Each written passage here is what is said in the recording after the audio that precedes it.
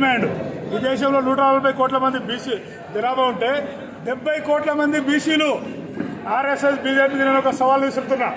70 కోట్ల మంది బీసీలు హిందువులే కదా, మరి 70 కోట్ల మంది బీసీలది కాస్ట్ సెన్సస్ ఎందుకు చేయట్లేదు? మీరు ఎందుకు వ్యతిరేకిస్తున్నారు?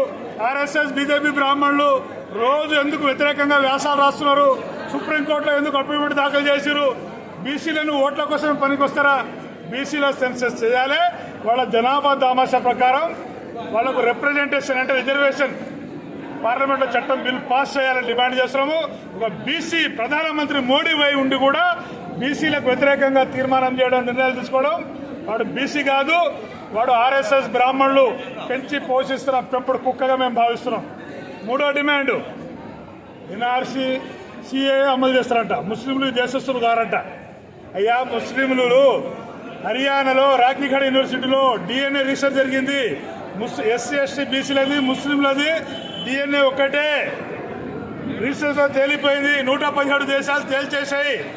ముస్లింలు మా పూర్వీకులు, మా డిఎన్ఏ బ్రాహ్మణులు ఒకవేళ ఎన్ఆర్సీసీని అమలు చేస్తే మైకల్ బాంపిసల్ డిఎన్ఏ రీసెర్చ్ ప్రకారం అమలు చేయాలి.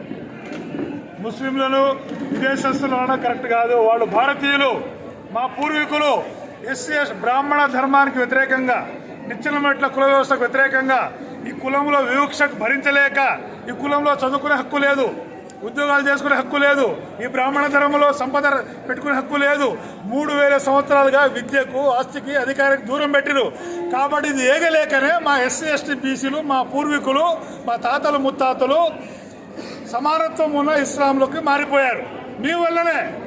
కాబట్టి ముస్లింలు మా డిఎన్ఏ, ముస్లింల డిఎన్ఏ ఒక్కటే. ముస్లింలకు ఏమైనా ప్రమాదం జరిగినా మేము సెమినార్ పెట్టినాము.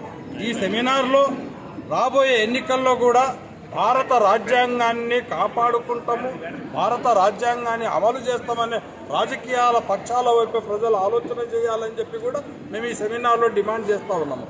రాజ్యాంగాన్ని విఘాతం కల్పించే ఏ రాజకీయ పార్టీ అయినా, ఏ సంస్థ అయినా వాటిని ప్రజలు సమిష్టిగా ఎదుర్కోవాలని చెప్పి ఈ సందర్భంగా మేము ఈరోజు మహబూబ్నగర్ పట్టణంలో భారత రాజ్యాంగాన్ని రక్షించుకుందాం, దేశాన్ని కాపాడుకుందాం అనే అంశం మీద ఒక సబ్బండ వర్గాల సమ్మేళనం నిర్వహించినాం.